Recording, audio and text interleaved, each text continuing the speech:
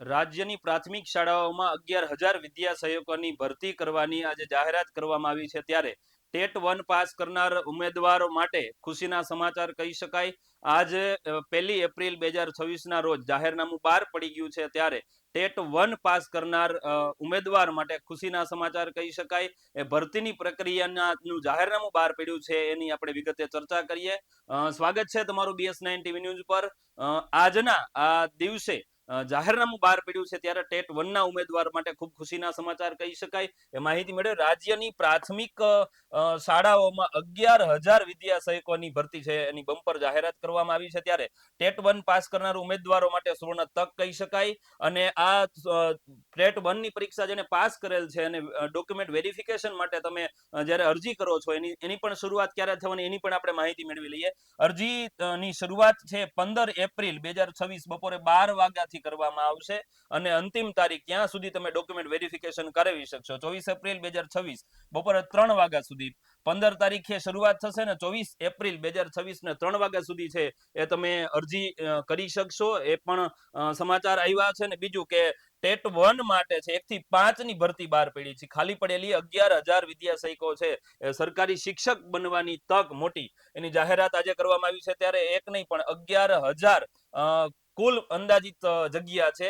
Category wise જગ્યા કેટલી છે અને એ બધી માહિતી તમને સત્તાવાર જાહેરાત પછી કરવામાં આવશે, પણ અત્યારે માત્ર 11,000 ની ભરતીની ડાયરેક્ટ જાહેરાત કરવામાં આવી છે. ગુજરાતી માધ્યમ 1 થી 5 ધોરણ વર્ગ 3 શિક્ષક બનવા માટે 1 થી 5 ધોરણના શિક્ષક બનવા માટેની આ ભરતીની પ્રક્રિયા બહાર પડી છે, ત્યારે ગુજરાત રાજ્ય પ્રાથમિક શિક્ષણ સમિતિ પસંદગી સમિતિ છે એના દ્વારા જાહેરાત કરવામાં આવી છે.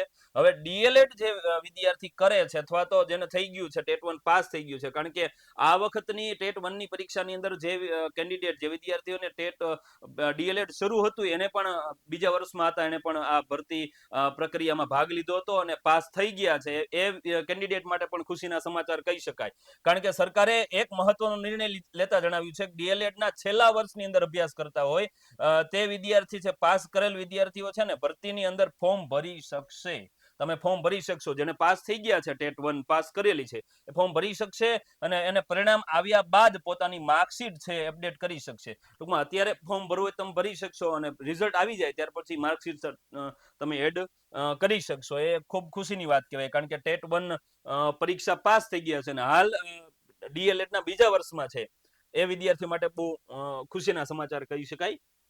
અને બીજું કે ભરતી અંગેનું અરજી પત્રક છે તમે આ વેબસાઇટ છે dpeg.gujarat.in ઉપરથી તમે મેળવી શકશો અને 15 તારીખે છે સવારના 12 વાગ્યાથી 3 વાગ્યા સુધી 24/4/2026ના રોજ 3 વાગ્યા સુધી છે એ તમે અરજી કરી શકશો અથવા તો એની માહિતી તમે મેળવી શકશો. અને બીજું કે ઉપરોક્ત છે 11,000 પૈકી દિવ્યાંગો માટે સામાન્ય વહીવટ વિભાગ દ્વારા નક્કી કરવામાં આવી 4% લેખની જગ્યાઓ દિવ્યાંગ માટે ભરવાની રહેશે. ટૂંકમાં જે દિવ્યાંગ છે એના માટે 4% અલગ જ ભરતી કરવામાં આવશે, એની પણ માહિતી આપવામાં આવી છે. ત્યારે વધુમાં પત્ર મંજૂરી અન્વયે હાલ ઉમેદવારો જે ડીએલએડ અભ્યાસ કરે છે એના માટે પણ ખુશીના સમાચાર કહી શકાય, કારણ કે એ પણ ફોર્મ ભરી શકશે અને જે પાસ થઈ જાય પછી એની માર્કશીટ તમે એડ કરી શકશો.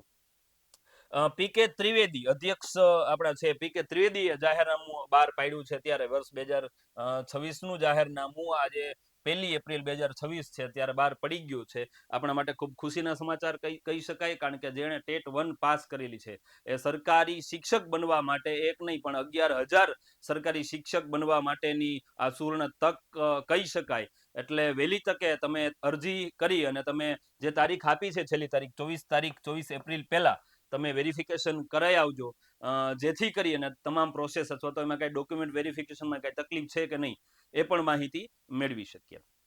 આવા જ વિશેષ અહેવાલ માટે આપ જોતા રહો BS9. તમે યુટ્યુબ પર જોતા હોય તો અમારા યુટ્યુબ ચેનલને સબસ્ક્રાઇબ કરવાનું ન ભૂલશો અને ઇન્સ્ટાગ્રામ કે ફેસબુક પર જોતા હોય તો ફોલો કરવાનું ન ભૂલશો. ધન્યવાદ.